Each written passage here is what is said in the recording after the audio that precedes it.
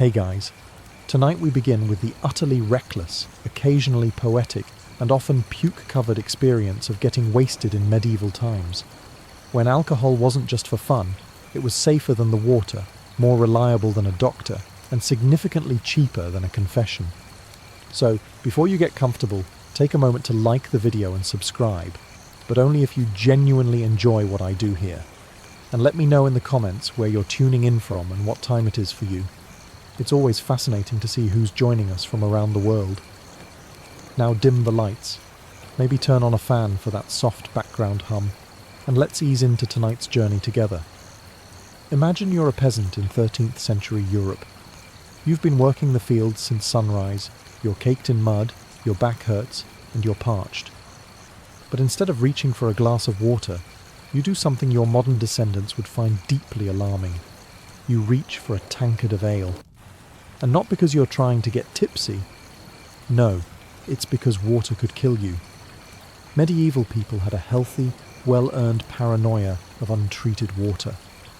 Rivers and wells were convenient dumping grounds for sewage, dead animals, and the occasional unlucky traveller.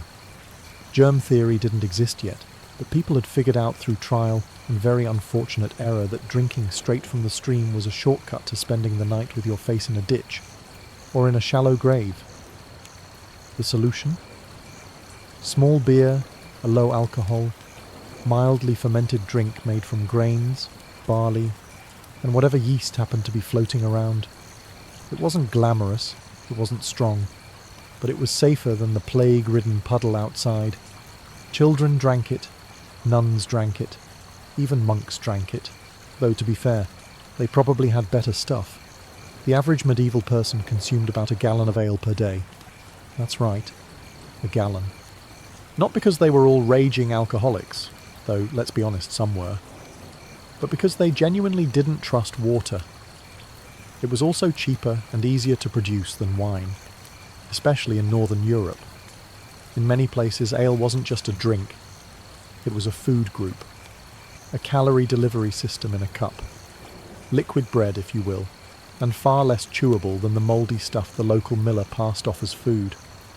And no, people weren't staggering around drunk all day. The alcohol content in small beer was usually 1 to 2%, just enough to kill bacteria, not enough to start a tavern brawl before breakfast. But if you drank too much, especially on an empty stomach, things got wobbly. While peasants were chugging low-grade ale to avoid dying from swamp water, monks were doing something a little more refined, inventing medieval craft beer.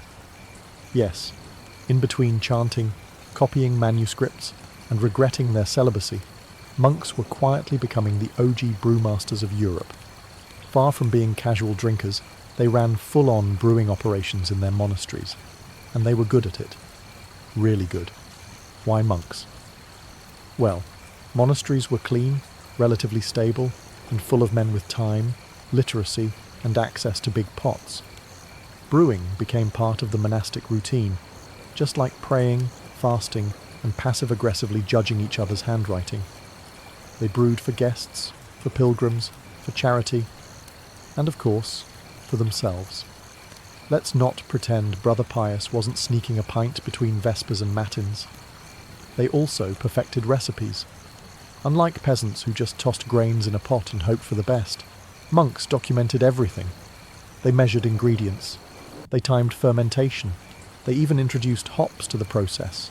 Yes, hops, the plant that gives beer its bitterness and lets you pretend your IPA addiction is sophisticated. And while regular folks were drinking small beer, monks brewed stronger stuff. Why? Because they could. Also, because during fasting periods, solid food was banned, but beer wasn't. This brilliant theological loophole gave rise to what monks lovingly called liquid bread. It had calories, it had flavour, it had alcohol. What more does a cloistered man need? Some monasteries got so good at it that their beer became famous across regions. Townspeople would visit the abbey not for spiritual enlightenment, but for the booze. By the 14th century, many monasteries were running what we'd now call microbreweries, except instead of a guy named Chad in a flannel shirt, it was Brother Gregory with a tonsure and impeccable fermentation notes. Monastic beer became a brand. Even today, several beers still carry names tied to old monasteries, proving that holy men really understood the sacred relationship between man and mug. Before Instagram, before Facebook, and long before you could ruin your reputation with a tweet, there were taverns. And in medieval times, taverns were where everything happened. Weddings were planned there. Deals were made there. Fights broke out there. And yes, people got properly, gloriously, biblically drunk there. Taverns were the medieval answer to both the office and the town square. You went there to hear news, gossip about your neighbours, argue about taxes, and occasionally find out if someone had been secretly excommunicated. It was basically a medieval Reddit thread, except with more beer and slightly fewer trolls. Slightly. The interior was simple: a dirt or straw-covered floor, rough wooden benches, an open hearth, and a tavern keeper who may or may not have cleaned the mugs this week. The air was thick with smoke, garlic, and regret. And on busy nights, you might find travelling musicians, dice games, or an impromptu pig auction taking place between rounds. The drink menu? Modest. Usually ale, maybe cider, and if you were lucky or rich, a bit of wine. But no one came for the variety. They came for the chaos. And in a society where most people worked from dawn to dusk in back-breaking conditions, a tavern was more than a drinking hole. It was a pressure valve. It's also where social boundaries blurred, temporarily. In the tavern, peasants could bump shoulders with merchants, clergy might share a bench with the town blacksmith, and occasionally someone might start speaking Latin after 2 cups, and no one would stop them. Everyone was equal under ale. Until someone knocked over a jug, then all hell broke loose. Of course, not everyone was a fan. Church leaders complained that taverns were dens of sin, and city councils tried regulating them with about as much success as regulating pigeons. But the truth was simple. Taverns were essential. They kept communities together, let steam blow off, and gave people a place to lose arguments, money, and memory, all in one night. In medieval Europe, how drunk you got, and how much dignity you lost in the process, often depended on your social class. Because getting wasted wasn't a one-size-fits-all experience. It came in tiers, like a really unstable wedding cake with a goat sleeping under it. Let's start at the bottom. The peasant. Your average village labourer drank small beer or weak cider throughout the day, not to party, but to stay alive. It was a calorie source, a water substitute, and frankly, one of the few affordable pleasures in a life full of blisters and taxes. Peasants drank from wooden cups, clay jugs, or, if things got really desperate, their hands. Getting wasted wasn't always the goal, but on feast days, you could count on someone waking up in a haystack with no memory and someone else's shoe. Now, slide up the muddy social ladder to the nobility. Here, alcohol was about status. Nobles drank wine, ideally imported, absurdly expensive, and served in a goblet that could double as a helmet. Wine was often sweetened, spiced or perfumed, because nothing says power like drinking something that smells like your grandmother's closet. Feasts in noble courts were liquid marathons, multiple courses, endless refills, and toasts that went on so long you could grow a beard mid-sentence. Getting drunk at court was common, even expected, but it had to be done gracefully. Slurred Latin and wine-stained robes? Forgivable. Throwing up on the bishop's lap? Slightly less so. Then there were the monks and clergy, floating in their own bubble. Technically celibate, occasionally sober. Monasteries brewed beer, but the priests drank wine. For sacramental purposes, of course, which is a polite way of saying they were usually tipsy by Vespers. But whether peasant or noble, the one universal rule was, don't waste it. Alcohol was valuable. Every drop came from labour, fermented, stored, and hauled by someone who'd rather be napping. You drank what you had, and you respected it. Or you got in a fight with the baker and ended up in the stocks. Drinking was the medieval equaliser. It dulled misery for the poor, and inflated egos for the rich. Everyone got something out of it, Some got hangovers, some got legends. So, you might be wondering, what exactly did medieval people drink when they wanted to unwind, or just survive another day of ploughing, plague, or papal taxes? Let's begin with ale, the true backbone of the medieval beverage lineup. It was unfiltered, uncarbonated, and often thick enough to chew. Brewed from barley, oats, or whatever grain hadn't been stolen by rats that week, ale came in multiple strengths: small beer, light; regular ale, buzzworthy; and the kind that made you see angels or start reciting poetry, sometimes both. Next was mead, the drink of choice for those who wanted to feel a bit mythological. Made from fermented honey and water, it was sweet, strong, and popular at feasts, or among people who thought regular beer just wasn't theatrical enough. If Ale was the village plumber, mead was the bard with the lute and questionable eye contact. Then came wine, mostly for the rich, the monks, and anyone living in southern Europe where grapes were more plentiful than morels. But medieval wine was a far cry from your modern Merlot. It was often sour, weak, and routinely mixed with herbs, spices, or even seawater. Yes, seawater. Nothing says "I'm classy" like sipping a Cabernet that tastes like brine and regret. You also had cider and perry, fermented apple or pear drinks popular in orchard regions.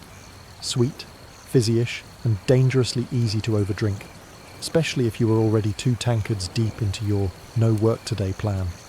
And then, things got weird. Some folks drank braggot, a medieval hybrid of beer and mead, usually strong enough to peel paint. Others enjoyed posset, a bizarre hot mixture of curdled milk and ale. Picture a foamy soup made by someone who's angry at cows. Occasionally, medicinal concoctions came into play, herb-infused wines that promised to cure everything from headaches to demons. Whether they actually cured anything is questionable, but after 3 cups, no one cared. And finally, there was ale mixed with raw egg, for the brave and the soon-to-be nauseous. Did it help with strength? Maybe. Did it smell like something you'd regret? Absolutely. If you think medieval people drank a lot during regular days, you should see them at a feast. These weren't your grandma's polite dinners. They were all-night carnivals of consumption: meat, music, merriment, and massive quantities of booze. And getting drunk wasn't just accepted. It was basically built into the seating arrangement. Feasts happened for any occasion: weddings, holidays, the birth of a royal heir, the return of someone who hadn't died from crusading, or just because the Lord was bored and wanted to show off his new goblet shaped like a falcon. The drinking began early. Wine or strong ale was poured by the gallon, and guests were expected to participate, enthusiastically. Refusing a toast could be seen as rude, suspicious, or even unpatriotic. In some courts it was practically treason. Toasts weren't just cheers, they were elaborate rituals with speeches, blessings, and the occasional passive-aggressive poem.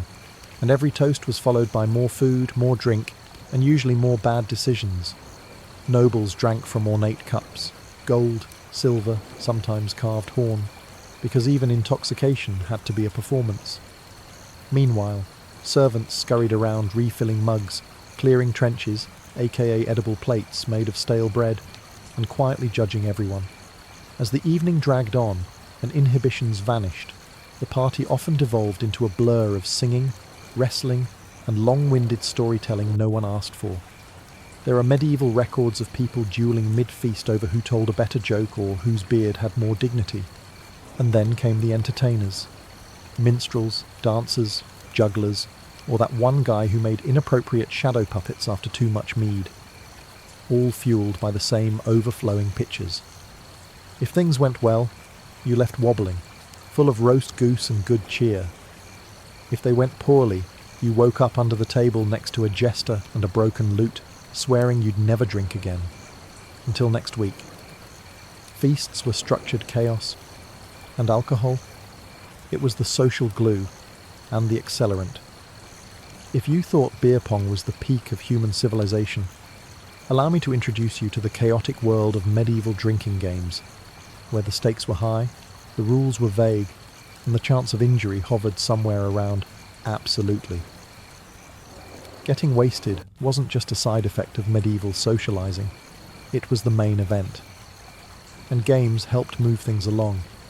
These weren't structured contests with scorecards.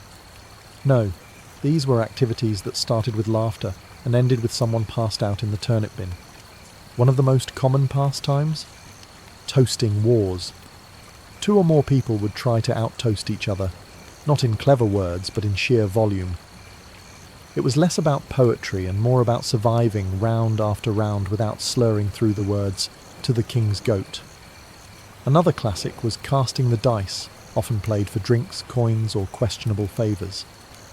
The dice were crude, often carved from bone, and the rules changed depending on who was sober enough to explain them. And if the game ended in an accusation of cheating, well, congratulations. You just invented medieval bar fighting, which we'll cover later. There was also, who can drink the most the fastest? Not a creative name, but extremely popular. This was less about winning and more about achieving bragging rights and possibly liver failure. Medieval men prided themselves on how many tankards they could down before falling into a hedge.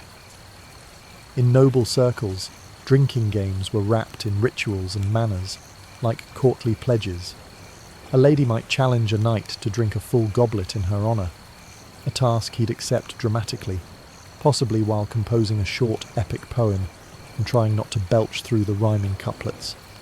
And of course, there were games with physical consequences, balance contests, spinning challenges, and impromptu wrestling once someone mistook the minstrel for an ogre. The point was never really to win. The point was to drink more, laugh harder, and test the durability of the local furniture. In medieval Europe, drinking wasn't just socially acceptable, it was theologically endorsed. The church may have wagged its finger at taverns and bar fights, but when it came to wine, that was holy business. Let's start with the basics. Communion wine. At every mass, the priest would lift the chalice, say a few sacred words, and boom, it was now the literal blood of Christ. And then he drank it, often several times a week, sometimes daily. Now, it's not like priests were doing keg stands in the cathedral, but the ritual meant a steady, respectable intake of wine, all in the name of salvation. And wine wasn't reserved just for communion. Monasteries produced barrels of the stuff, technically for religious use, but somehow always with enough left over for, let's say, personal reflection. Monks documented their vintages, praised the divine quality of fermentation, and occasionally ended sermons a bit slurred.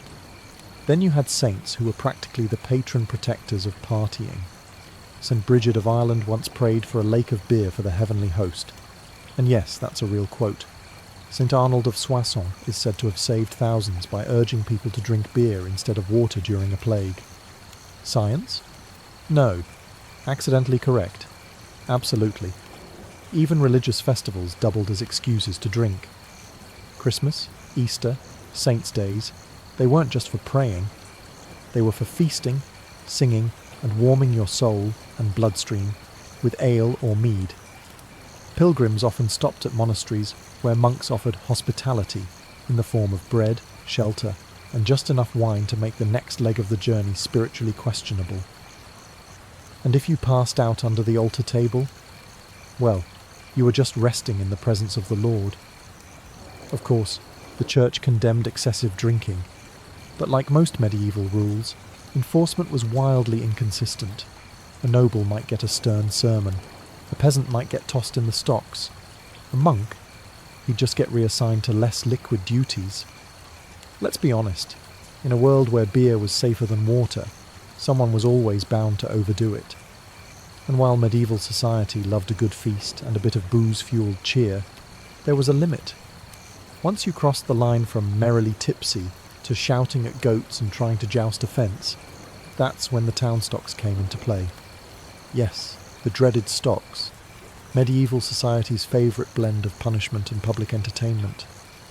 These wooden contraptions clamped your ankles, wrists or neck and left you stuck in the village square, exposed to the elements, hecklers and occasionally a very disappointed sheep. Getting put in the stocks for public drunkenness wasn't rare. If you were loud, rude, vomited somewhere sacred or strategic, or decided to moon a local bishop, you might find yourself clamped into public humiliation by dawn. The punishment wasn't just physical, it was deeply social. Your friends, neighbours, and that one nosy blacksmith's wife all got to watch you squirm, stew, and sober up slowly in full daylight. Children might throw old vegetables. Monks might mutter scripture at you. Someone would definitely say, "Seen that one before." Ironically, you weren't always punished for drinking, only for being bad at it. Nobles could drink themselves into a coma at feasts with no consequences. But if a cobbler tripped into a pig trough after 3 ales? Suddenly, it was a moral crisis. Authorities saw public drunkenness as dangerous, not because of the alcohol itself, but because it made people unpredictable. Slurred speech and stumbling were fine behind closed doors, but out in the streets, that's how revolts start. Or worse, folk songs. Some towns even had ale tasters, whose job was to make sure tavern beer wasn't too strong, or at least not stronger than the mayor's tolerance. Still, being drunk in public was rarely treated as a crime. It was a mild disgrace, a social slap on the wrist. You weren't a criminal, just someone who got a little too medieval on a Wednesday night. And after a few hours in the stocks, you walked away stiff, shamed, and probably planning your next visit to the tavern. Just quieter this time. Hangovers in the Middle Ages were exactly as awful as you'd expect, minus the ibuprofen and minus any sympathy from your neighbours. You wake up on a pile of straw, the church bells are going off like Judgment Day, and there's a goat staring at you because apparently you passed out in its stall. Again. So what did medieval people do for hangovers? Well, for starters, they powered through it. You had chores. You had obligations. You didn't have time to complain about your head splitting open like a rotting melon. You just muttered something about sin and staggered back into the daylight. But some people, bless them, did try actual cures. One popular one? Raw eggs in ale, because nothing says recovery like mixing what wrecked you with what might give you salmonella. Others swore by vinegar or fennel tea or infused herbs, which usually tasted like grass and sadness. If you were lucky enough to have access to a doctor, and I use that term loosely, they'd talk about imbalanced humours and probably bleed you a little. Nothing helps a hangover like blood loss, right? Some just kept drinking. That's not a joke. Hair of the dog wasn't invented yesterday. Medieval folks figured, well, I already feel like death, might as well top it off with a warm mug of redemption. The church, predictably, had a different take. Hangovers weren't just your body punishing you, they were God punishing you. The prescription was repentance, and maybe fasting. Nothing cures a headache like guilt and a dry crust of bread. Honestly, most people probably didn't call it a hangover. They just called it Thursday. But make no mistake, getting wasted in medieval times had consequences. The difference is, you couldn't tweet about it.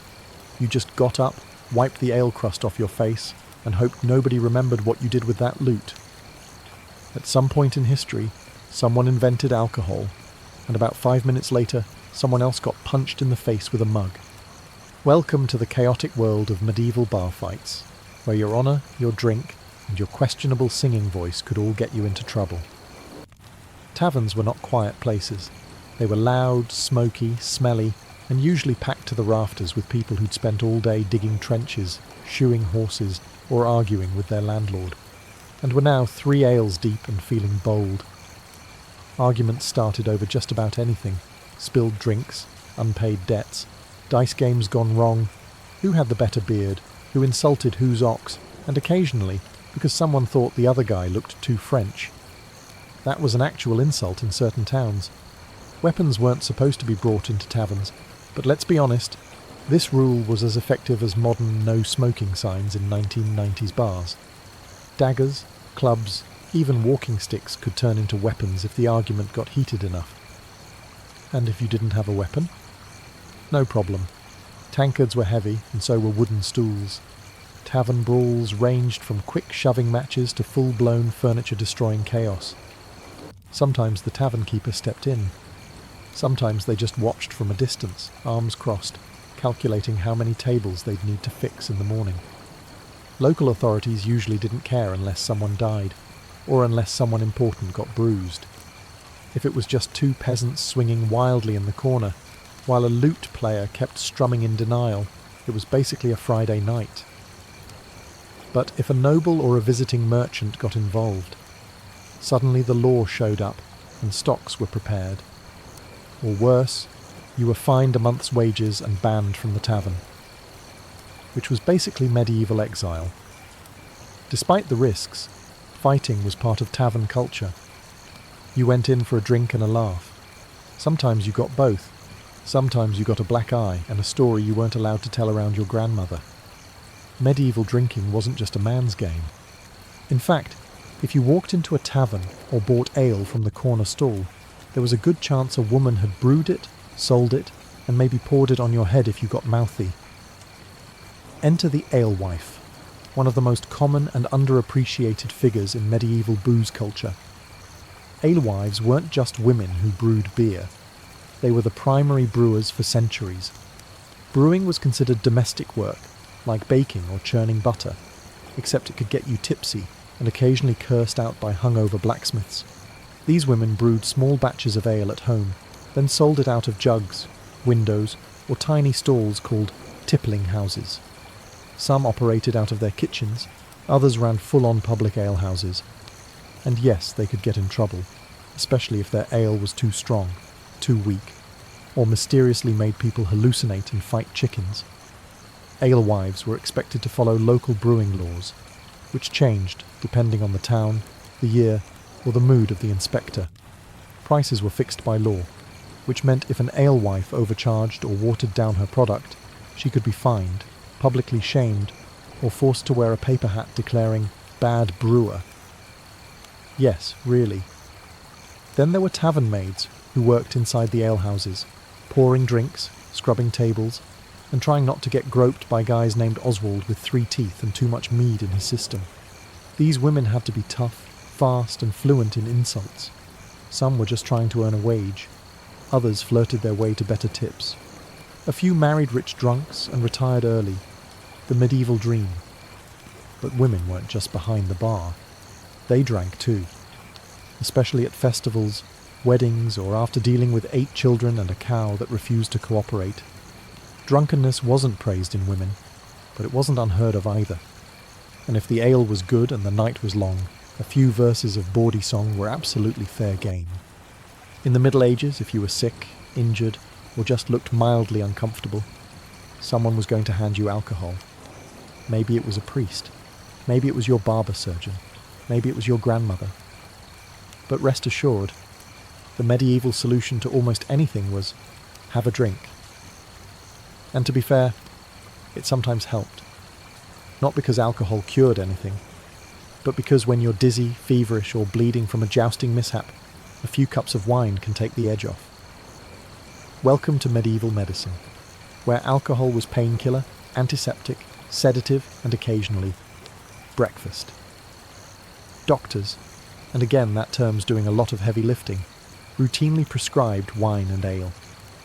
If you had a cold, warm wine, a headache, wine with mint, digestive issues, mead mixed with herbs, served in what was essentially a hollowed-out medieval mug and a prayer. Even monks brewed herbal liqueurs for healing purposes. These were strong, sweet, syrupy concoctions flavoured with wormwood, sage, or whatever looked vaguely medicinal in the garden. Today we'd call that digestive. Back then they called it medicine, and just hoped you didn't die.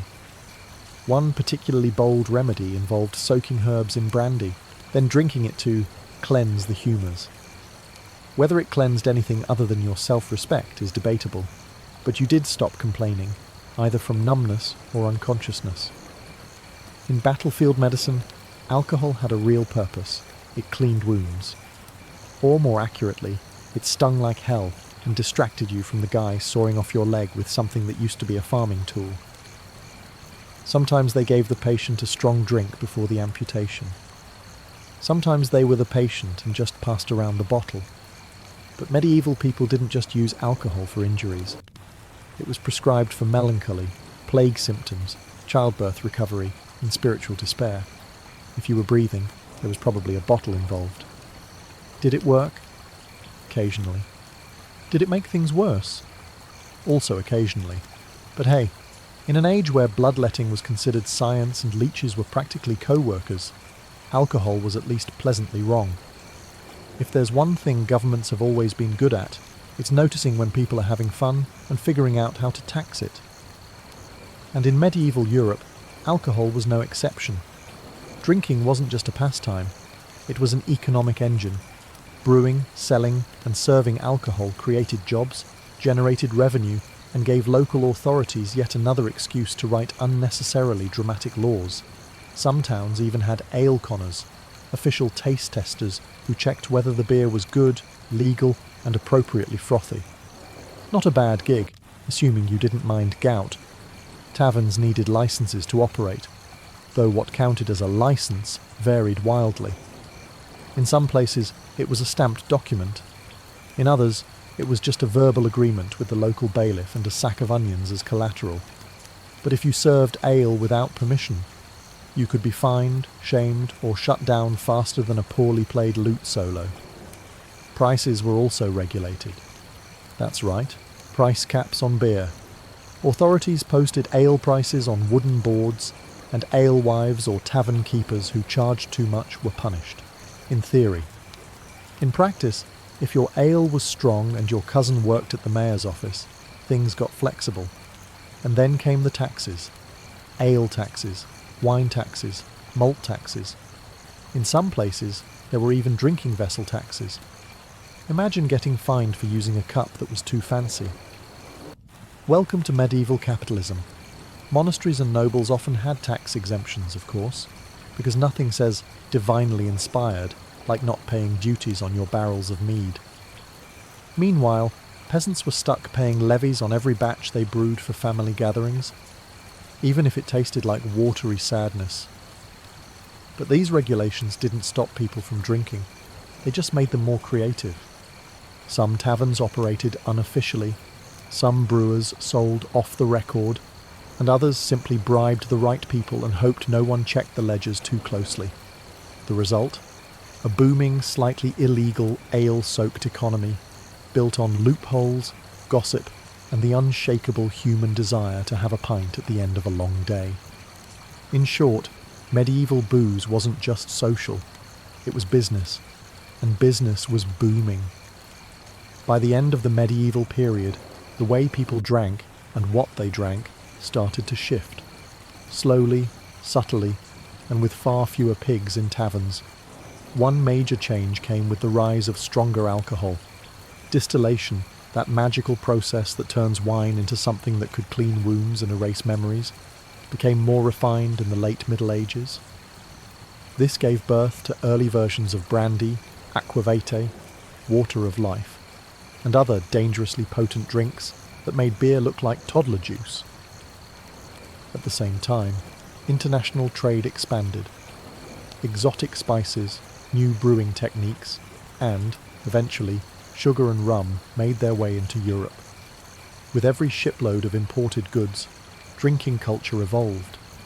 Mead and ale began to lose ground to wine and spirits, especially among the wealthy, who now wanted to sip imported claret and pretend they were part of the Renaissance.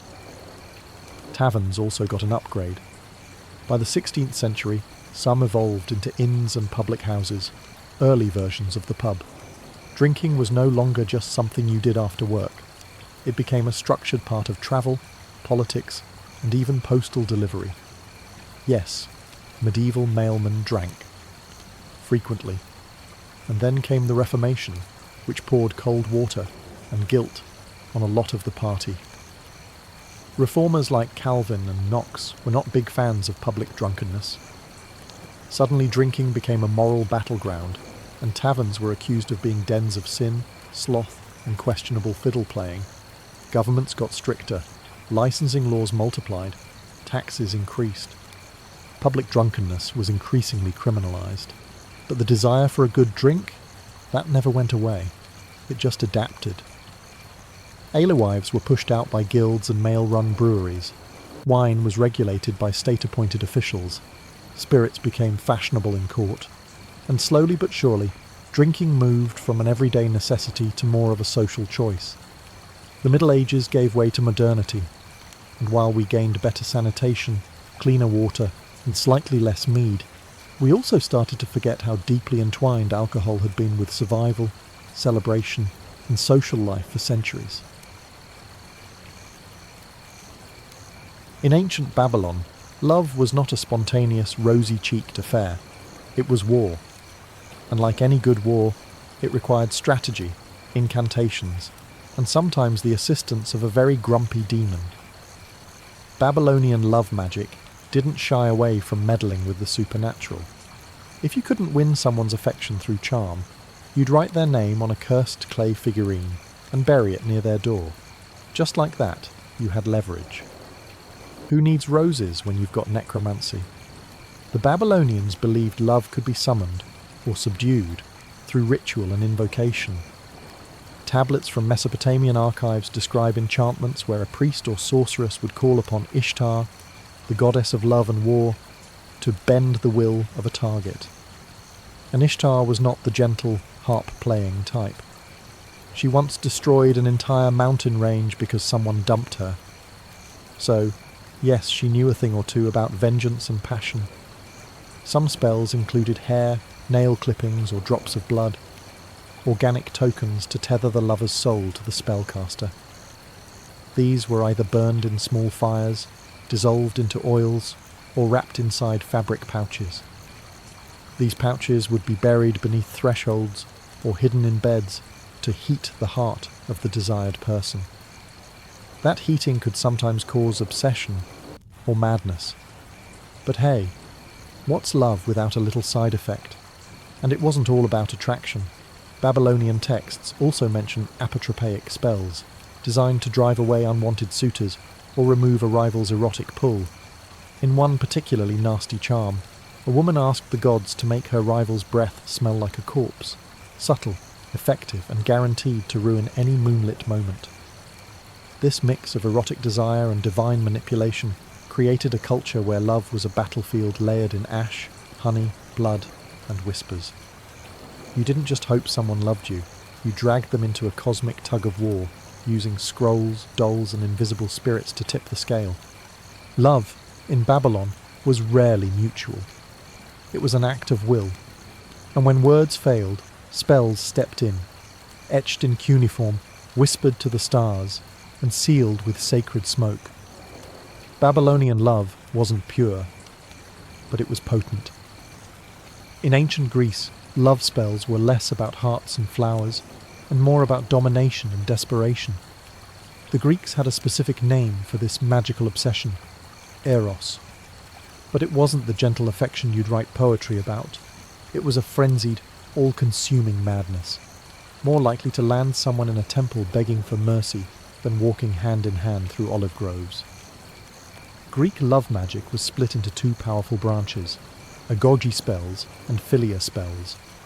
Agoge spells were meant to drag someone, sometimes literally, to the practitioner. Usually used by men, these spells aimed to inflame lust, cause sleeplessness, and even make the victim hallucinate until they surrendered to desire. A typical agoge spell might say something like, "Burn her heart until she comes to me crawling." Yes, crawling. Greeks were not subtle about their intentions. The spells were often written on lead tablets, cheap, durable, and heavy with symbolism, and buried in graveyards or wells, places considered gateways to the underworld. Why? Because these spells often invoked underworld spirits or restless ghosts to do the dirty work. You wanted someone to fall in love? You'd call on a dead guy who had nothing better to do? On the other hand, philia spells were more affection management. These were often used by women trying to maintain peace in marriages or control their husband's wandering eyes. Rather than summon burning passion, philia spells focused on harmony and loyalty. They were sometimes infused into wine or oil, acting like magical tranquilizers hidden in daily rituals. Of course, herbs and potions played their part. Greeks used aphrodisiacs like mandrake root, which looked vaguely human and was believed to scream when uprooted, probably not ideal first date material. Love potions also included honey, myrrh, and even crushed bones, mixed into drinks or rubbed onto clothes. A particularly strong recipe involved menstrual blood, an intimate and powerful ingredient believed to tie a man's soul to his lovers forever.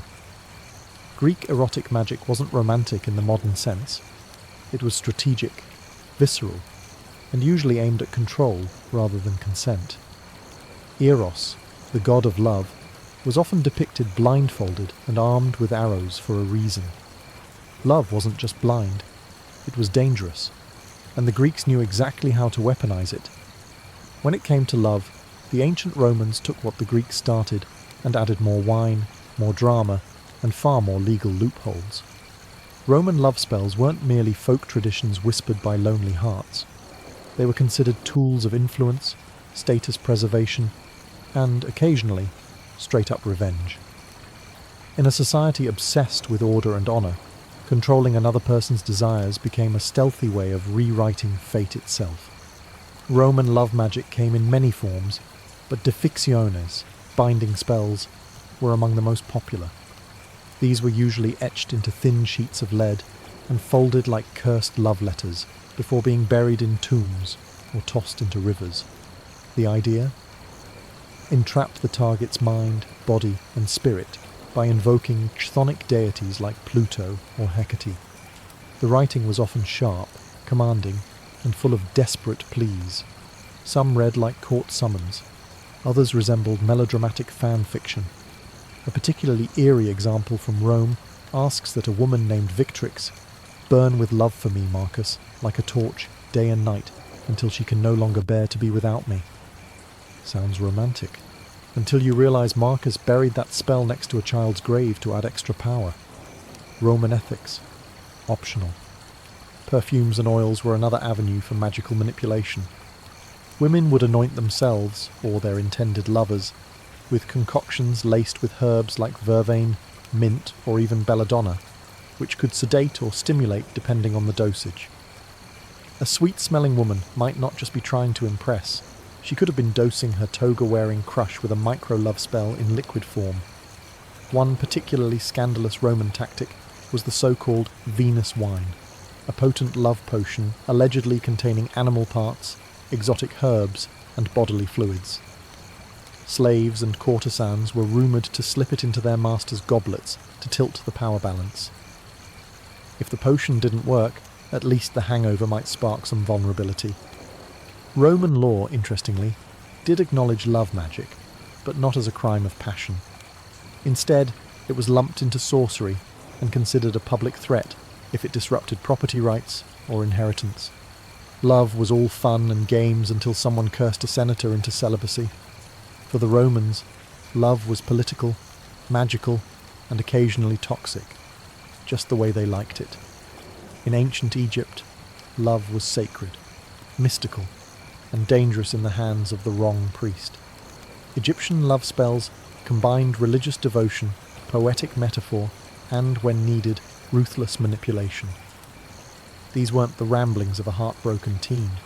They were carefully composed rites, often recorded on papyrus and backed by the authority of deities like Hathor, Isis, and Bez. If your heart was broken in Egypt, you didn't cry, you conjured.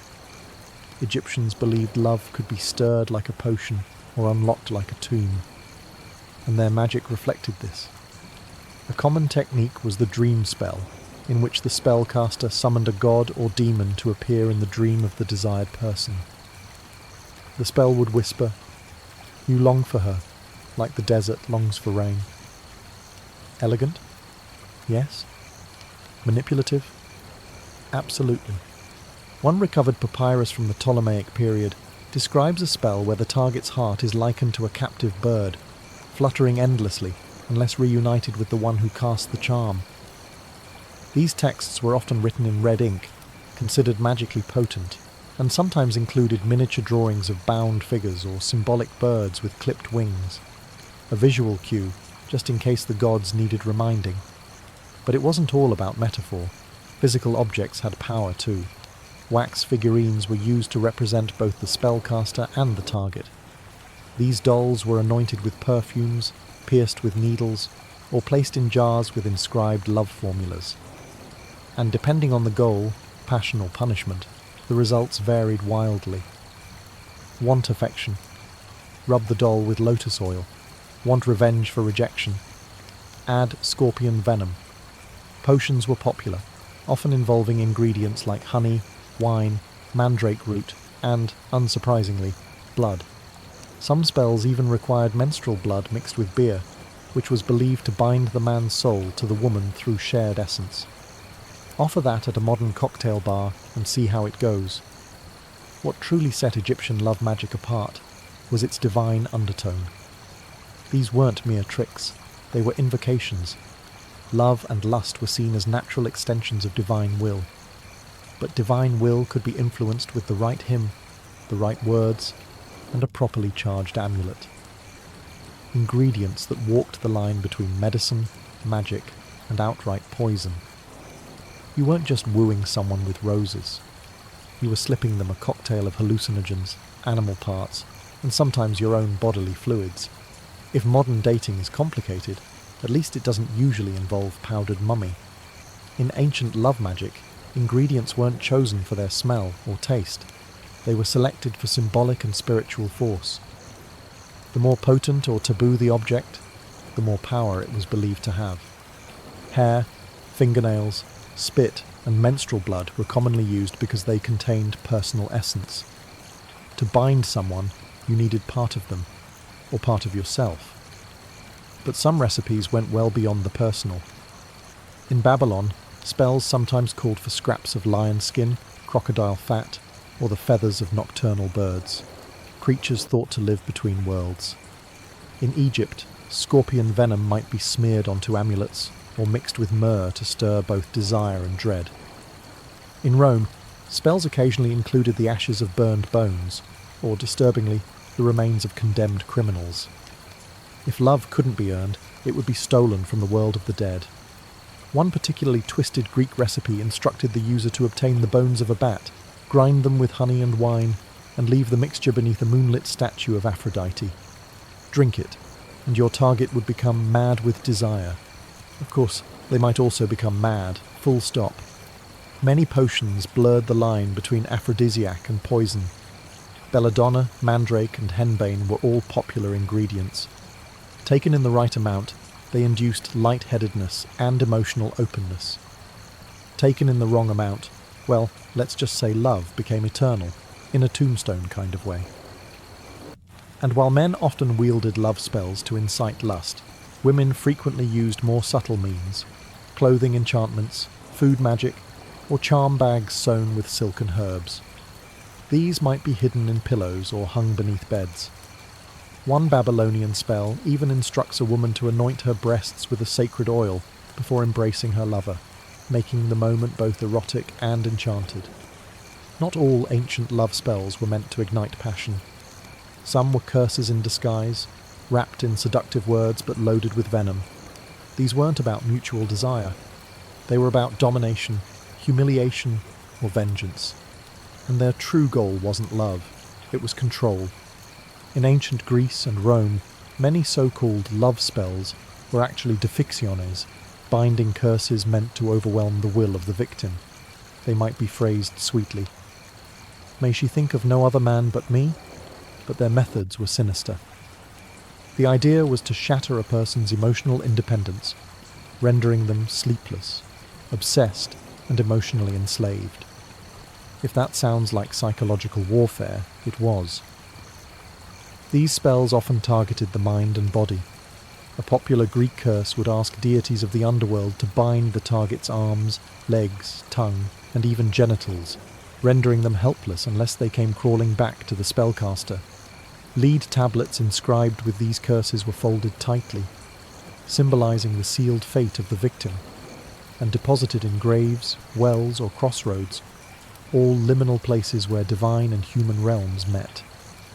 One infamous Roman example begged Pluto to turn her thoughts into madness until she seeks me out in the streets.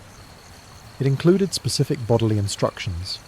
Bind her knees so she cannot dance with another. Bind her lips so she cannot kiss another. It wasn't romance. It was emotional kidnapping, complete with ghostly accomplices.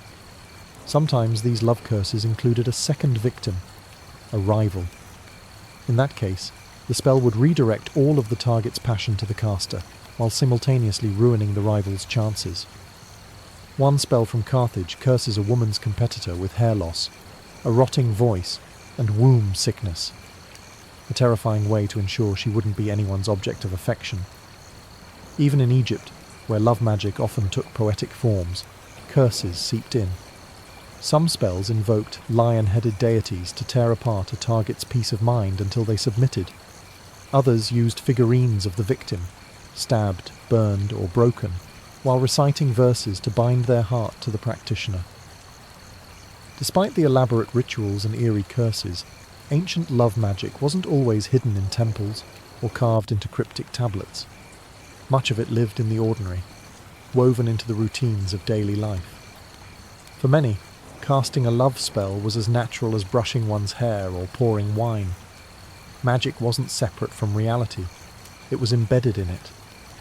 In bustling markets from Babylon to Athens, vendors didn't just sell figs and perfumes, they also sold magical charms.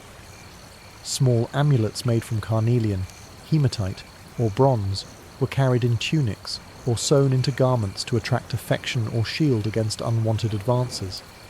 Some were shaped like phalluses, others like tiny hands or eyes, symbols believed to either charm or ward off lust. A girl might wear one when hoping to catch the attention of a suitor. A wife might tuck one under her mattress to keep her husband loyal. Love magic also slipped into food. Meals were prepared with more than just spice, there was intent. In Rome, women were known to stir aphrodisiacs into sauces, pour honeyed wine laced with herbs, or serve bread kneaded with whispered spells. One Egyptian charm directed the user to breathe into the cooking pot and speak the beloved's name 3 times. Dinner became a slow seduction, each bite a step closer to enchantment. Even cosmetics weren't immune. Ancient Greek women ground special herbs into their eye kohl or lip pigments, believing it would make their gaze irresistible. A spell from the Hellenistic period instructed a woman to recite lines from a hymn to Aphrodite while applying rouge, transforming her daily beautifying routine into a sacred act of attraction. Clothing, too, carried magic. A Babylonian text recommends washing a garment in enchanted water before offering it to a potential lover. In doing so, the shirt itself became a charm. And if that lover wore it? The spell was said to tighten like a net. These everyday spells weren't always grand or theatrical. They were subtle, intimate, performed in kitchens, bedrooms, and bathhouses. To the ancients, love magic wasn't reserved for desperate sorcerers or vengeful aristocrats. It was for everyone. For all their seductive promises, ancient love spells were never guaranteed to work, and when they did, the consequences could be disturbing, even tragic. While many spellcasters imagined a blissful union as the result of their magical efforts, ancient texts and warnings suggest that love magic often unraveled in unexpected and terrifying ways. The same spell meant to bind a lover could just as easily summon illness, madness, or divine punishment. In Greece and Rome, philosophers and priests alike cautioned against meddling with the will of others. Theophrastus mocked those who relied on love potions, portraying them as foolish and desperate. Pliny the Elder flat out labelled love magic as dangerous superstition, warning that its practitioners were either deluded or criminal. Even in magical papyri, cautionary lines were often included. Do not call upon this spirit unless you are ready to accept what follows. And what followed could be grotesque. One Roman legend tells of a man driven mad by a failed spell. He wandered the streets at night, calling out the name of a woman he no longer recognized. In another tale, a woman who used a potion to secure her husband's fidelity found herself the target of his obsession. As he became violent and paranoid, convinced she was unfaithful despite her original intentions. Some spells even warned that the gods might turn on the user. In Egypt, invoking Hathor or Isis without proper offerings could anger the deity, bringing misfortune instead of romance. One recovered scroll states, "If she is not meant to love you, your heart shall know sorrow tenfold." That's ancient for, don't try to force it. Rivals could also fight back. A targeted woman might hire a counter-magician to unbind her from the original spell or to curse the practitioner in return. These magical feuds could escalate into full-blown hex wars, with spells flying in both directions, sometimes over years. Protective charms, salt circles, and sacred words were all part of the defense. Perhaps most chillingly, love spells often succeeded in creating obsession rather than affection. The victim might feel compelled but confused, physically drawn but emotionally vacant. Love turned into compulsion, a haunting echo of true connection. Though the gods of Babylon have long fallen silent, and Roman grave tablets have crumbled, the heartbeat of ancient love magic never truly stopped. It simply adapted. The spells, potions, and rituals of the ancient world evolved, repackaged into folk traditions, whispered superstitions, and even self-help rituals we still see today. Take the concept of the love potion. While modern science scoffs at the idea of aphrodisiac elixirs, the shelves of health stores still overflow with tonics promising enhanced attraction, deeper intimacy, or natural magnetism. Ancient herbs like mandrake, damiana, and ginseng still find their way into teas and oils meant to rekindle passion. We may not invoke Venus or Ishtar anymore, but the desire to bottle love remains strong. In parts of southern Italy, folk traditions continue to echo Roman and Greek magical beliefs. Red ribbons tied under mattresses, herbal sachets hidden in clothing, and whispered charms passed down through grandmothers mirror the rituals once practiced in classical temples and street corners alike. In parts of the Middle East and North Africa, fragments of Egyptian and Mesopotamian love magic survive in talismans worn discreetly or spells spoken during cooking. Even in pop culture, ancient love magic lives on. Films, books, and songs often portray the enchanted lover, whether it's a vampire compelled by a blood bond or a potion slipping into a wine glass at just the right moment. The trope of the love spell gone wrong remains a favourite storyline, reflecting ancient warnings that passion conjured by force may unravel into chaos. More curiously, modern psychology has uncovered parallels between old spells and techniques used to increase attraction. Mirroring body language, using scent to trigger emotional memory, or timing confessions to maximize emotional impact. Were those ancient spellcasters simply using proto-psychological hacks, cloaked in divine language and ritual drama? Today, love spells are still sold online, though now dressed in pastel branding and witchy aesthetics. Etsy shops offer customized candle spells, while TikTok hosts manifestation tutorials that wouldn't seem out of place on a Greek papyrus scroll. In the end, ancient love magic wasn't just about getting someone to love you. It was about regaining control in the face of longing. That impulse, timeless, desperate, beautifully human, remains with us. We still chase that same alchemy, to be seen, desired, chosen. And if a little magic helps along the way, so be it. In ancient Greece, sport was not a pastime, it was a sacred duty, a divine performance of flesh and will before the gods. Nowhere was this more evident than at the Olympic Games, first held in 776 BCE in Olympia, a sanctuary site dedicated to Zeus. For over 1,000 years, Greeks from city-states across the Hellenic world gathered every 4 years, not for politics or war, but to chase immortality through muscle and grit. The games weren't casual contests. Athletes trained for months, sometimes years, under the watchful eyes of coaches, priests, and even philosophers. Before competing, they swore an oath to Zeus, promising they had prepared honestly and would not cheat. This wasn't just formality. Breaking the oath could result in public flogging or disgraceful disqualification. Honour was everything. And if you're imagining chariot races and discus throws with dignified robes flapping in the wind, stop. Greek athletes competed completely nude. It was a celebration of the male form, yes, but also a sign of transparency. Nothing hidden, no armour, no trickery. Just raw athleticism and the judgment of the gods above. The original events were simple.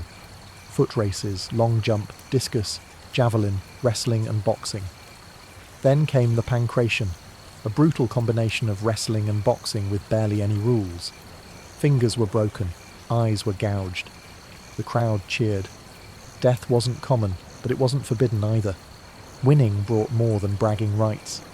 Victors were crowned with a simple olive wreath, but they returned home as heroes. Some cities awarded winners with free meals for life, prime seats at the theatre, or even exemption from taxes. Poets would immortalise their names. Sculptors might carve their likeness into marble. For a fleeting moment, they were godlike. But there was no room for women, not in the audience, and certainly not as competitors. The Olympic Games were for men only, though women did have their own separate festival, the Horiah, also held at Olympia, featuring foot races for unmarried girls. Still, it paled in comparison to the testosterone-fueled spectacle that defined the male arena. The Greek Olympics were more than games. They were a sacred fire, burning with ambition, discipline, and divine expectation. To run, to wrestle, to win.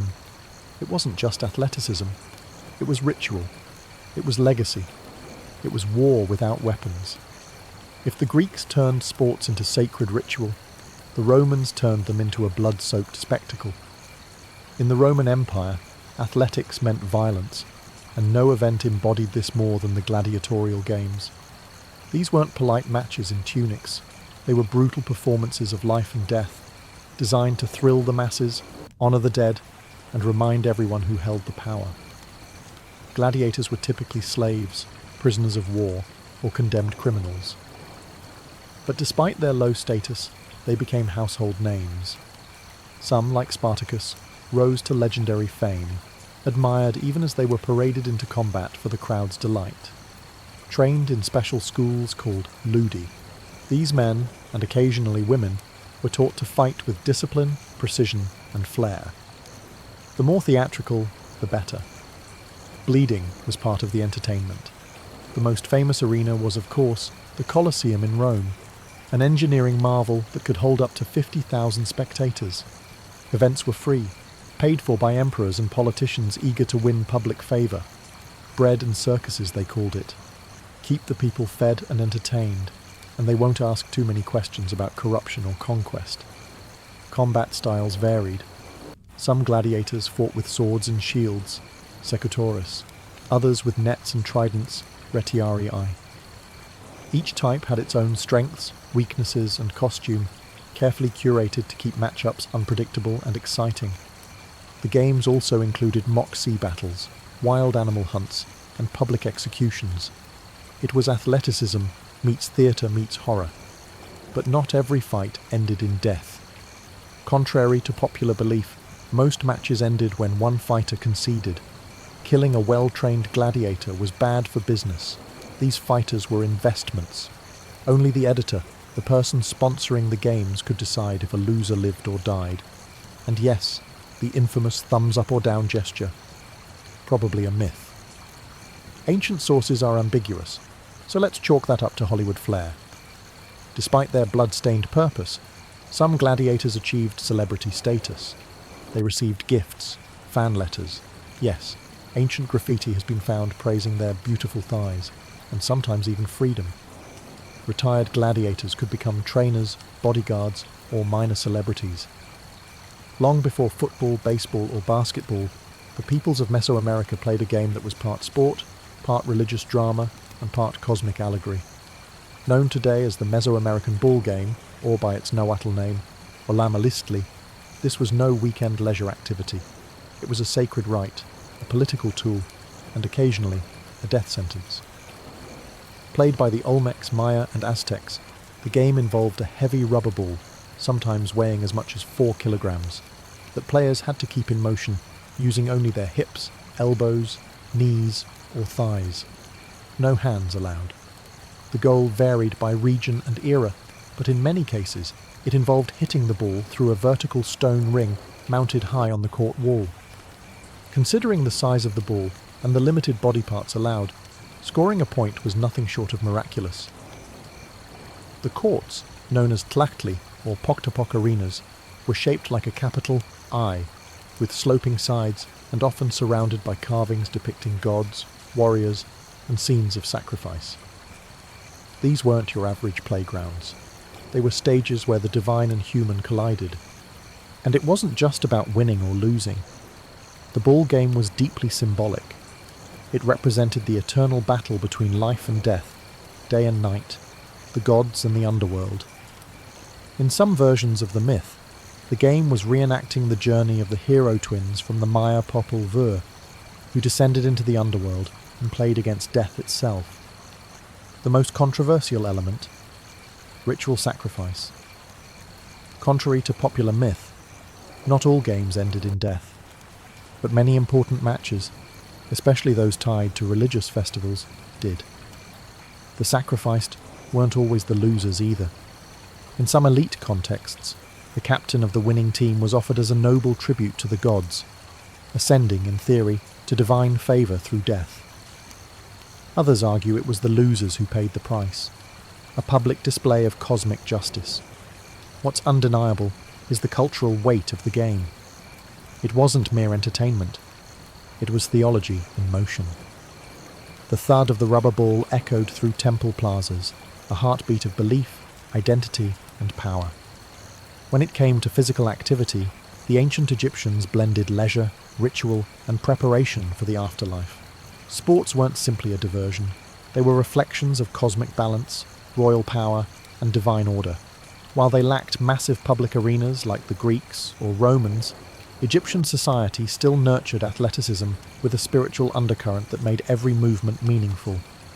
Wrestling was perhaps the most visually documented of all ancient Egyptian sports. Tomb paintings dating back over 4,000 years show pairs of young men locked in grapples, executing complex throws and holds that wouldn't look out of place in modern judo. These weren't staged performances. They were serious training exercises that emphasized discipline, coordination, and balance. Wrestling was often used to train soldiers and elite guards, but it also had ritual significance, symbolizing the eternal struggle between order, Mahat, and chaos. Archery was another vital sport, especially for the pharaohs. Depictions of rulers firing arrows from chariots, sometimes while the vehicle was in motion, were not just records of skill, but political propaganda. A strong pharaoh was a divinely approved one, and mastery of the bow was proof of divine favour and martial readiness. During festivals, kings would sometimes demonstrate their prowess by shooting arrows through copper rings, surrounded by cheering priests and nobles. Rowing competitions also held a place in ancient Egyptian life, especially along the Nile. Crews of young men competed in ceremonial regattas, their synchronized strokes reflecting discipline and unity. These weren't just for sport. They honored the gods and recreated mythical journeys, like the solar bark of Ra crossing the heavens. For the everyday Egyptian, sports included tug-of-war, leapfrog-like jumping games, and rhythmic dancing, activities both joyful and communal. Children practiced balancing and acrobatics, while labourers stayed physically fit through their daily work. Athletic games during festivals often served as community bonding and religious observance, blending sweat with spirituality. Interestingly, Egyptian women participated more than in many ancient cultures. Wall paintings show female dancers and gymnasts performing at banquets and ceremonies, often in celebration of fertility and divine femininity. While not competitive in the modern sense, these performances were athletic, graceful, and held symbolic weight. In ancient China, sports weren't just about physical prowess. They were tightly woven into the fabric of Confucian values, military training, imperial politics, and the pursuit of harmony between mind and body. From battlefield simulations to courtly pastimes, Athletic activities served both the elite and commoners, often reflecting deeper philosophical ideals. Archery held a particularly exalted place. In Confucian tradition, the nobleman was expected to master the bow, not only as a warrior, but as a gentleman. Competitions were formalized and deeply ritualistic. During the Zhou dynasty, archery contests were held in ceremonial halls, where etiquette mattered as much as accuracy. Participants bowed, recited prescribed phrases, and shot not to kill, but to demonstrate inner virtue and discipline. Hitting the target was seen as a metaphor for hitting moral perfection. But not all sports in ancient China were so serene. Enter Jiju, Chinese polo. Introduced during the Han Dynasty and reaching peak popularity under the Tang, polo became the sport of emperors, generals, and aristocrats. Played on horseback with long mallets, it was thrilling, fast-paced, and surprisingly dangerous. Emperor Shizong of Tang even died in a polo accident. Still, the sport was embraced by both men and women of the court. Noble women in silk robes could be seen galloping alongside their male counterparts, striking balls with astonishing agility. In an age of rigid gender roles, polo briefly levelled the playing field. Military sports also flourished. Kuju, an early form of soccer, was originally developed to keep soldiers agile and coordinated. Players kicked a leather ball through a net or hole in a wall using precise footwork. Over time, Kuju became a popular civilian game as well, eventually gaining recognition as the earliest documented form of football. Martial arts, too, found expression through sport. Wushu and early forms of kung fu weren't just combat techniques, they were disciplines that cultivated the spirit as much as the body. Sparring matches and strength tests were common in military academies and public demonstrations, often staged during festivals. Even games like chess and go, Weiqi, were viewed as mental sports, testing strategy, foresight, and emotional control. The ideal sportsman wasn't merely strong, he was balanced, restrained, and morally upright. In the ancient Near East, spanning Mesopotamia, Assyria, Persia, and beyond, sports were rarely just games. Athleticism was often a reflection of power, divine favour, and military preparedness. Physical feats weren't celebrated in isolation. They were part of public ritual, royal image building, and the cultural machinery of empire. In Mesopotamia, the earliest known urban civilizations developed a range of physical activities, though they didn't formalize sport quite like the Greeks. Wrestling, for example, features prominently in Sumerian art and literature. The Epic of Gilgamesh describes the hero wrestling the wild man Enkidu in a contest so fierce that it shakes the very foundations of the city, only for the two to end up as lifelong companions. Wrestling wasn't just for sport, it symbolized raw strength, dominance, and respect among equals. Kings were expected to be physically formidable. Assyrian and Babylonian rulers often commissioned reliefs showing themselves hunting lions or engaging in military drills. These weren't staged for mere vanity. They were political statements. Killing a lion by hand wasn't just a show of courage. It declared that the king could tame chaos and uphold order. That lion hunt? It was state-sponsored propaganda in muscular form. The Persians under the Achaemenid Empire developed one of the earliest formalized military training programs that blended athletics with ethics. Young boys were taught to ride a horse, draw a bow, and speak the truth, a triad that fused sport, warfare, and moral education. Archery and horse riding were both vital, not just for battle readiness, but as symbols of elite status. Public displays of strength also played a role in temple rituals. Festivals often included competitions like foot races, stone lifting, or even ceremonial fights, depending on the region and deity being honoured. These events were watched by priests, officials, and sometimes even kings, reinforcing the idea that the body, like the city or the cosmos, needed to be strong and disciplined. One unique contribution from the Near East was the use of board games like the royal game of which, while not physically demanding, were seen as mental duels, sometimes even tools for divination. Just like with archery or wrestling, success reflected divine favour. In the ancient civilizations of South Asia, particularly the Indus Valley and early Vedic societies, physical culture was deeply interwoven with social hierarchy, spiritual training, and the pursuit of balance between body and mind. Though archaeological evidence from the Indus Valley is sparse in terms of organized sport, clues from urban planning, figurines, and later Vedic texts reveal a society that valued physical agility, strength, and discipline. The cities of Harappa and Mohenjo-daro featured large public baths and open courtyards that may have been used for communal gatherings, water rituals, or athletic exercises. Terracotta figurines show people in dynamic poses, wrestlers, dancers, and acrobats, suggesting that movement and performance were essential parts of daily life. Though no Olympic-style events are documented, the environment hints at a culture where the body was trained not just for survival, but for aesthetic and ritual purposes. As society transitioned into the Vedic period, the emphasis on physical prowess became more codified, particularly through Dhanurveda, the ancient science of warfare. Young warriors were trained in archery, swordsmanship, chariot driving, and hand-to-hand combat.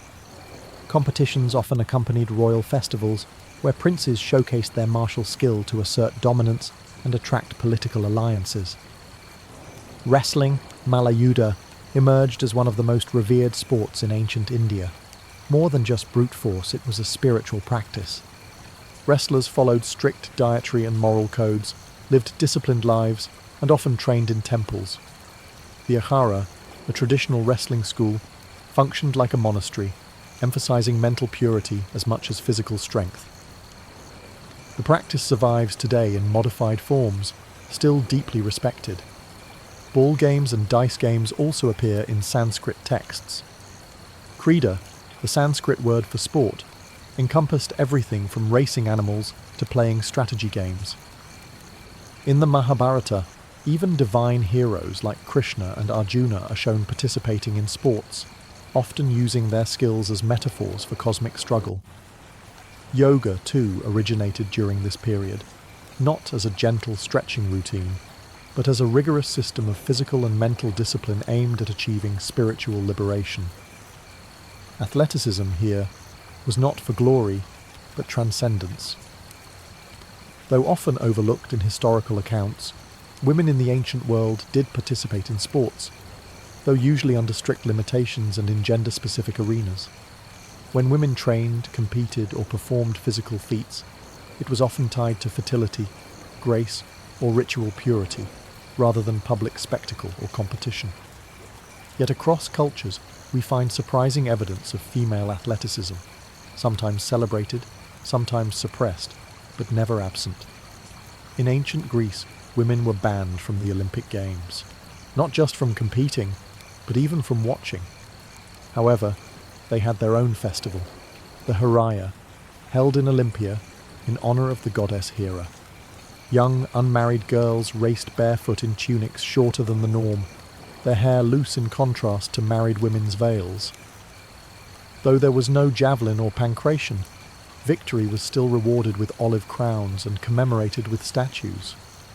In Sparta, women enjoyed far more athletic freedom. Spartan girls trained publicly in running, wrestling, and throwing, often competing in front of male audiences. Their athleticism was seen as a civic virtue. Strong mothers produced strong warriors. While the rest of Greece found this shocking, Sparta viewed female strength as foundational to their militarized society. In Egypt, tomb paintings and reliefs show women dancing, leaping, and performing gymnastic feats, particularly in festivals and religious ceremonies.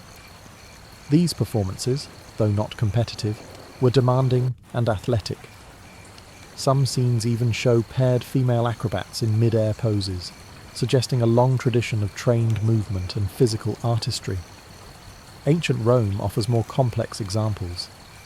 While elite Roman women rarely engaged in public sport, lower-class women and slaves occasionally performed in arenas as gladiatrices, female gladiators. Though rare, inscriptions confirm their existence. More commonly, women participated in ball games, swimming, and equestrian training within private villas. In China, Tang Dynasty records show noblewomen playing polo, one of the only major sports that allowed women and men to compete side by side. Dressed in flowing robes, they galloped through imperial courts, striking balls with precision. These scenes shocked later Confucian historians, but they demonstrate a brief window where elite women wielded athletic agency. Though the crowds have vanished and the dust of ancient stadiums has long settled, the spirit of ancient sports still pulses through the modern world. From Olympic gold medals to football stadium chants, today's athletic culture owes more than just inspiration to the ancient world. It inherits its structure, its spectacle, and even its soul. The Olympic Games themselves are a direct resurrection. Revived in 1896, the modern Olympics were consciously modelled on their Greek ancestors, complete with ceremonial oaths, laurel motifs, and even the flame, a symbol once sacred to Hestia. The values may have shifted from divine favour to international cooperation, but the essential goal remains: to celebrate the physical limits of the human body. Roman influence echoes in our love for stadium sports. Massive arenas, structured leagues, and the theatricality of modern games, from entrance music to over-the-top commentary, mirror the gladiatorial shows of the Colosseum. Even the idea of cheering sections, uniforms and sports as national identity can be traced back to the imperial pageantry of Rome. Mesoamerican traditions resonate in the ways we tie sports to ritual and symbolism. Though no modern game ends in human sacrifice, thankfully, we still speak of athletes as warriors, matches as battles, and trophies as sacred objects. Victory remains mythologized. From China's elegant archery contests to the militaristic discipline of Persian training, the idea of sport as moral education has endured. Modern martial arts continue to teach not just movement, but respect, restraint, and self-mastery, values rooted in ancient codes. Even forgotten games like Cuju and Krida have seen renewed interest as historians and enthusiasts seek to rediscover the diverse origins of modern athletics. Ancient board games, too, are reappearing in popular culture, not as dusty relics, but as reminders that competition isn't always physical. Perhaps most striking is how the ancient world framed sports as more than recreation. They were political tools, religious expressions, and acts of identity. Today, when athletes kneel, speak out, or represent entire nations, we're seeing the same tradition unfold: sport as narrative, as power, as legacy. In short, the ancient world didn't just invent games, it invented the idea that through sport, humanity could aspire to greatness. Not just strength or speed, but honour, meaning, and the eternal pursuit of something just beyond our reach. Paris, the city of light, romance, revolution, and art. But few tourists realise that beneath the elegant boulevards and iconic monuments lies another city, far darker and infinitely more silent. A shadow Paris, stitched together by tunnels, carved into limestone and lined wall to wall with bones. This is the Catacombs, a 200-mile underworld filled with the remains of over 6 million people. The descent into the catacombs begins innocently enough.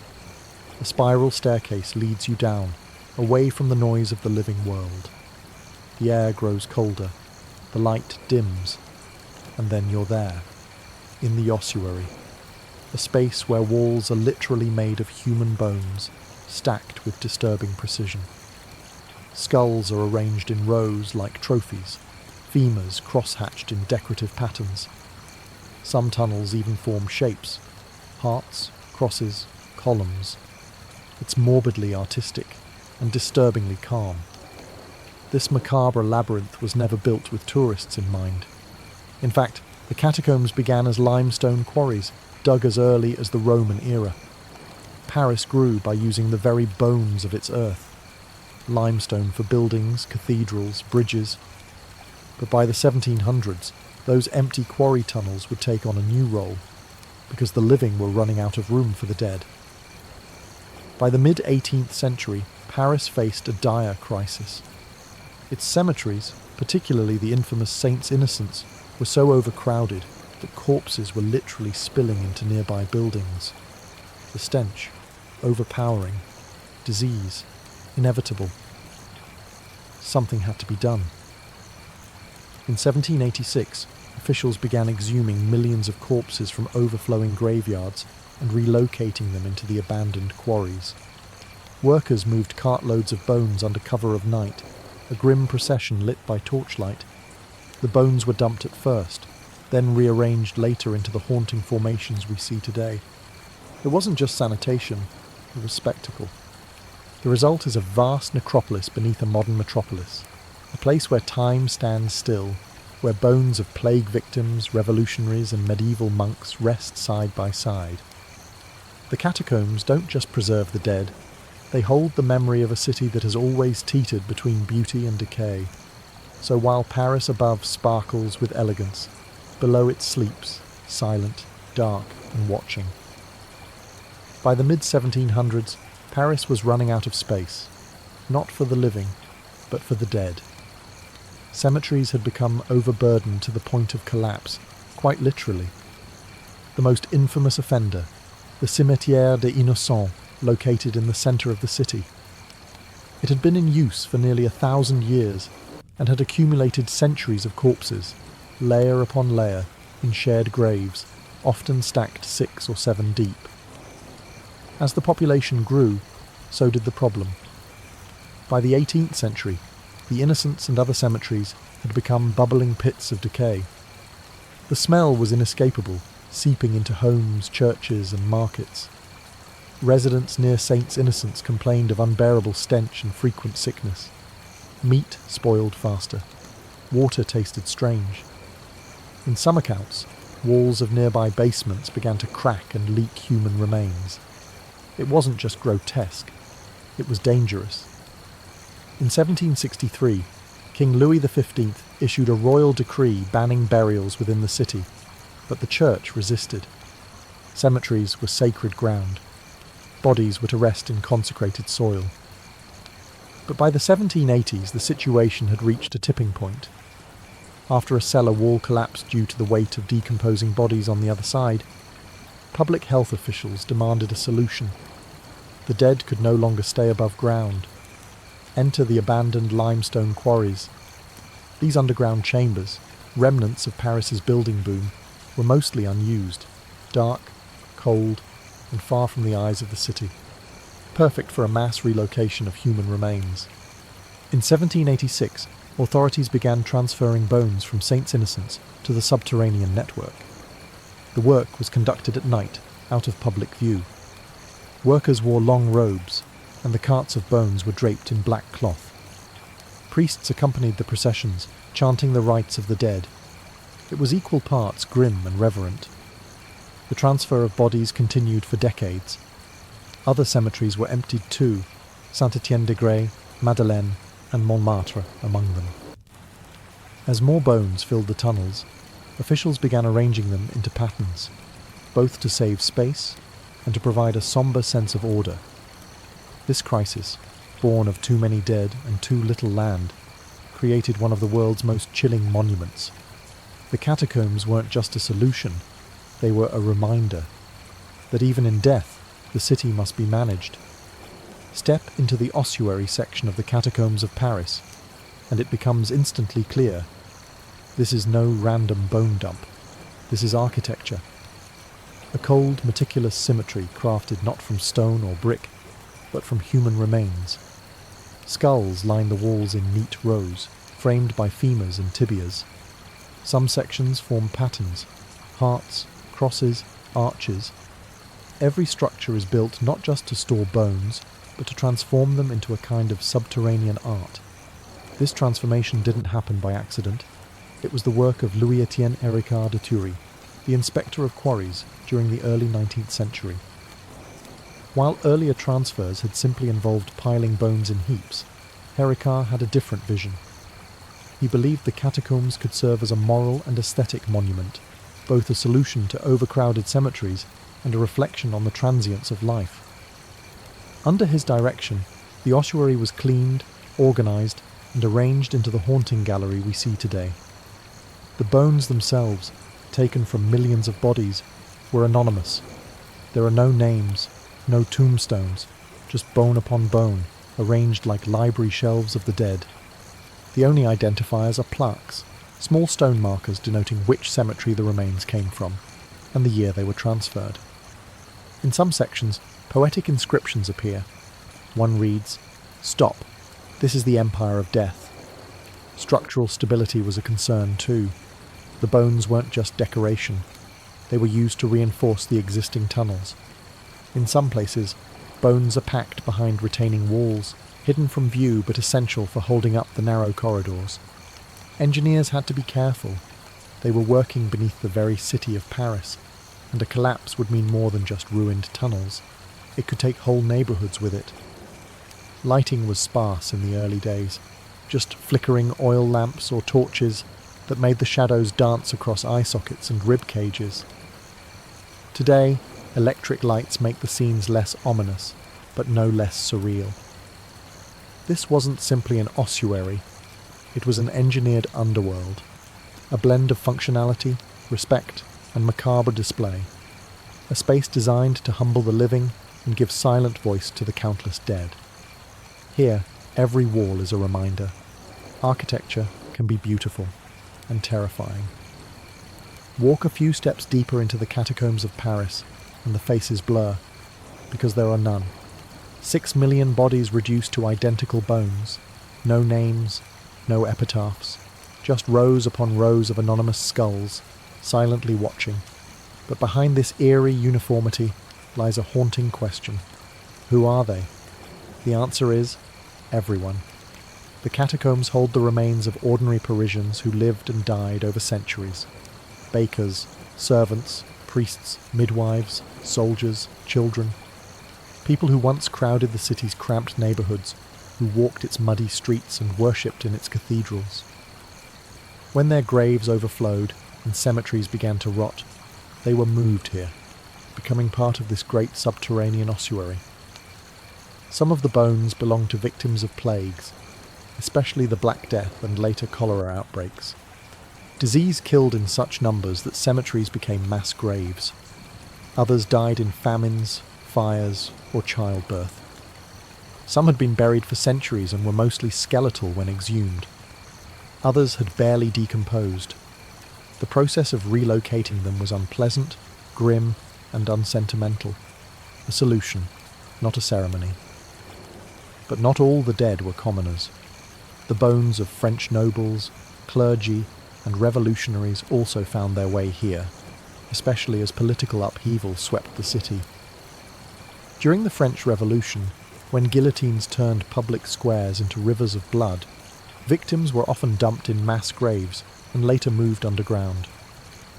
Some claim the remains of key revolutionaries, like Danton, Robespierre, or Camille Desmoulins, were relocated to the catacombs, but no official records confirm their exact placement. Down here, titles and ranks disappear. There's also the curious case of the Val de Grace quarry section, believed to hold the bones of monks and nuns. These religious communities, once buried in convent gardens, were eventually displaced like everyone else when Paris needed more room for the dead. And then there are the children, smaller bones scattered among the stacks, no markers, no dates, just silent testimony to lives cut short. By design, the catacombs erase identity. In death, all are equal: peasant, poet, plague victim, or patriot. The anonymity is overwhelming. 6 million souls reduced to geometry. And yet, in their silence, they speak of the sheer weight of history, of the cost of city life, and of a society that once stood shoulder to shoulder, and now lies skull to skull. While tourists shuffle through the official section of the catacombs, roughly a mile of sanitized, well-lit corridors, beneath their feet lies a forbidden world. A shadow network of uncharted tunnels, locked doors, and centuries-old pathways, crawling with graffiti, hidden chambers, and the occasional underground rave. Welcome to the domain of the cataphiles. Cataphiles are urban explorers who defy city law to access the forbidden zones of the Paris catacombs. They use hidden entrances, manholes in parks, storm drains, or basement trapdoors. Once inside, they navigate by memory, hand-drawn maps, or intuition. There are no signs, no safety rails, and no cell service, only the sound of your own footsteps echoing through the dark. This isn't just thrill-seeking. For many cataphiles, the catacombs are a second city, a sacred space of history, rebellion, and creativity. Over decades, they've carved out rooms in the tunnels, makeshift libraries, art galleries, and even cinemas. Some host clandestine parties deep underground, generators, speakers, and candlelight illuminating a dance floor built over stacked bones. The cataphile community is tight-knit and fiercely protective. Entry is often by invitation only. Newcomers, called tourists, are often tested for respect and survival skills. The golden rule: never disturb the bones, never tag sacred sites, and never get caught, because this is all illegal. In 1955, French authorities declared all unofficial exploration of the catacombs prohibited. The risks were, and are, real. The tunnels are unstable in places, prone to collapse. Some are flooded. Others are filled with tight crawl spaces and dead ends that can disorient even seasoned explorers. Over the years, there have been injuries, arrests, and even deaths. In one notorious case, a man went missing for days and was found delirious in a remote section, guided out only by search dogs. Despite the dangers, the city's catacomb police, the cataflics, struggle to stop the trespassing. The system is simply too vast. Every time a known entrance is sealed, a new one is found. The cataphiles return. They always return. For them, the catacombs are more than bones. They are freedom, mystery, a place where Paris breathes differently, where time dissolves, and where the living walk alongside the dead, not in fear, but in reverence. Wander deep enough into the Paris catacombs, and the silence gives way, not to voices, but to symbols. Messages scratched into limestone, cryptic arrows, names, faces, cryptic poetry in fading paint. This is the language of the tunnels, a tapestry of graffiti, signs, and secret codes left by generations of cataphiles, workers, soldiers, and the dead. Some of the oldest markings come from quarrymen, centuries before the catacombs became a burial site. These early miners carved dates, initials, and directional arrows into the walls to track where they'd been. Many engraved their names with pride, like time-stamped signatures in the earth. Others marked exits, stone quality, or left sketches, simple images of pickaxes, candles, even ships. These weren't just idle doodles, they were survival tools in a lightless maze. Once the catacombs became an ossuary, a new language emerged, carved plaques from the 18th and 19th centuries that label which cemetery the bones came from. Some include haunting epigrams: "Where is death? Always behind you." Others quote scripture or Latin maxims about the vanity of life and the certainty of death. But deeper in the forbidden zones, modern hands have added their own voice. Cataphile graffiti flourished in the 20th century. Some pieces are artistic masterpieces, elaborate murals painted by flashlight, entire walls transformed into glowing skeletons, mythical beasts, or surreal portraits. Other markings are practical: arrows pointing toward known exits, nicknames etched into stone, or coded directions like GV Chalak 30 Mins to Montrouge. The tunnels have their own unofficial map, an oral cartography passed among cataphiles. Locations bear cryptic names: the beach, a sand-filled cavern; the cellar, the cathedral, the sandbox. Some walls are nicknamed for the images on them: the mushroom forest, the elephant room. Without this insider knowledge, getting lost isn't just possible, it's almost guaranteed. There are also marks of occupation: candle holders carved into walls, benches made of scavenged stone, rusted hinges where makeshift doors once stood. Some explorers bring stencils or ink stamps, marking their visits like underground passports. Others leave behind poems, bottle caps, or small figurines, quiet offerings to a world of eternal night. In the catacombs, language becomes legacy. Every scrawl, every arrow, every whisper in paint is part of an evolving chronicle telling us someone was here, someone passed through, and someone wanted to be remembered. During times of war, the Paris catacombs were more than a macabre curiosity. They became a battlefield in the shadows. Beneath the streets, while bombs fell and regimes shifted above, the catacombs served as shelter, hideout, and strategic weapon. For centuries, they've been a part of Paris's wartime story, quiet, secretive, and essential. During the French Revolution, bones were still being transferred underground, but the tunnels were already becoming more than storage. As the guillotine claimed heads by day, the catacombs absorbed the mounting remains by night. Rumours swirled that revolutionaries used the tunnels to move undetected across the city, plotting in the dark. These passages weren't just for the dead, they were tactical. In World War II, the catacombs entered a new chapter of intrigue. When Nazi Germany occupied Paris in 1940, the Wehrmacht and the SS mapped sections of the catacombs for military use. In one infamous case, a bunker was constructed beneath the Lycée Montaigne, right within the tunnel system. Hidden from the Allies, it served as a command post, complete with reinforced walls, supply storage, and communication lines. But the resistance was watching. The French resistance, ever resourceful, also used the catacombs. Underneath enemy-controlled Paris, they navigated these tunnels with expert knowledge, staging ambushes, smuggling weapons, and conducting meetings in the echoing dark. It was a game of subterranean cat and mouse. One level below the Nazis, French fighters moved like ghosts. The cataphiles of the time, those already familiar with the unofficial sections, became invaluable. Their knowledge of hidden entrances and obscure routes turned the catacombs into a guerrilla labyrinth. Some sections still show evidence of their presence. Resistance graffiti, remains of ration cans, and even defensive structures built into the stone. Bomb shelters were carved during air raids. Ordinary citizens sometimes fled to the tunnels during Allied bombings or Nazi crackdowns. Down there, in the stillness, families waited. Bones on one side, war above, hope somewhere in between. After the war, many of these wartime sections were sealed off or forgotten, but traces remain. A rusted door, a pile of gas mask filters, a scorched wall. The catacombs held secrets long before the 20th century, but in wartime, they became something more. A crucible of survival, resistance, and the quiet defiance of a city that refused to die. Where there are bones and darkness, legends follow.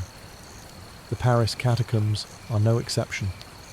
Over the centuries, these tunnels have become the breeding ground for myths, ghost stories, and urban legends that blur the line between reality and nightmare.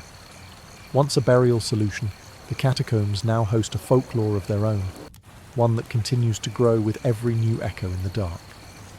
One of the most famous tales is that of the Phantom of the Catacombs. Some say it's a long-dead quarryman who got lost and now wanders the tunnels, his footsteps heard but never seen.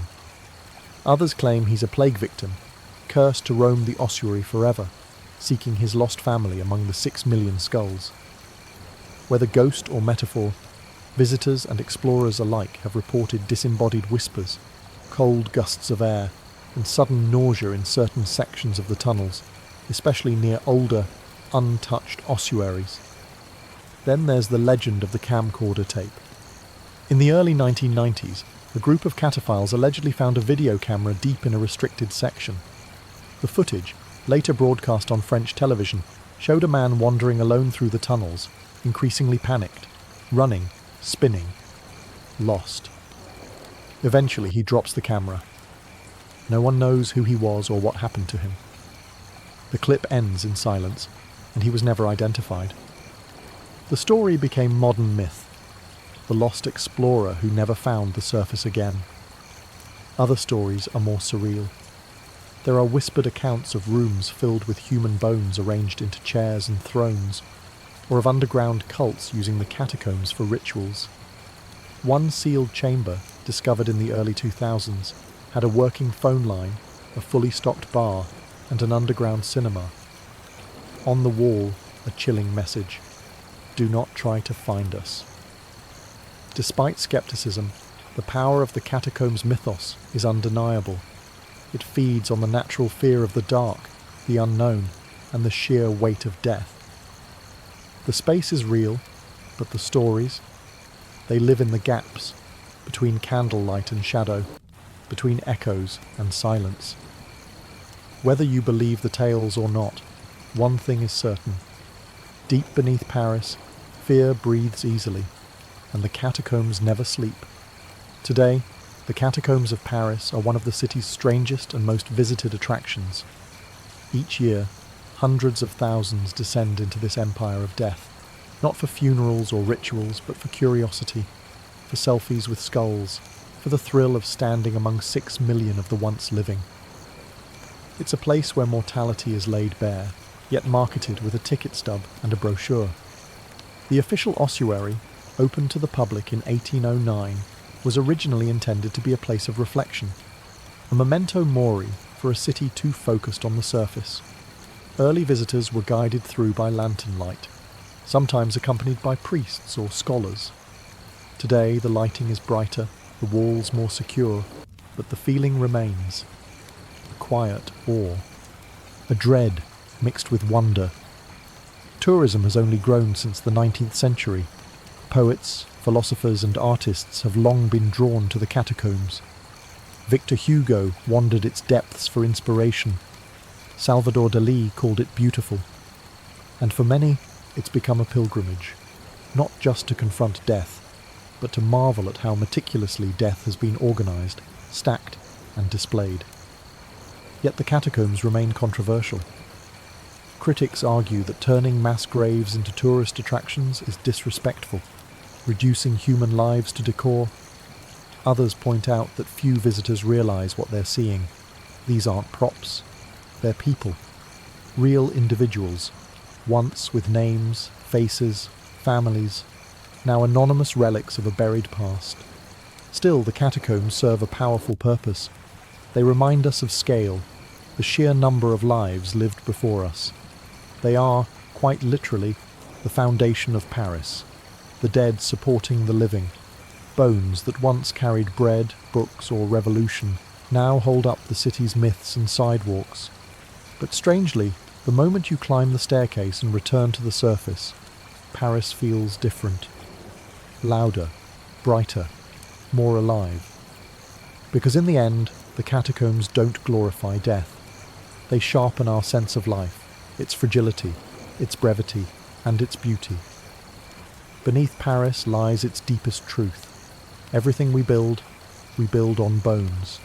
And someday, perhaps, the city will add ours to the archive.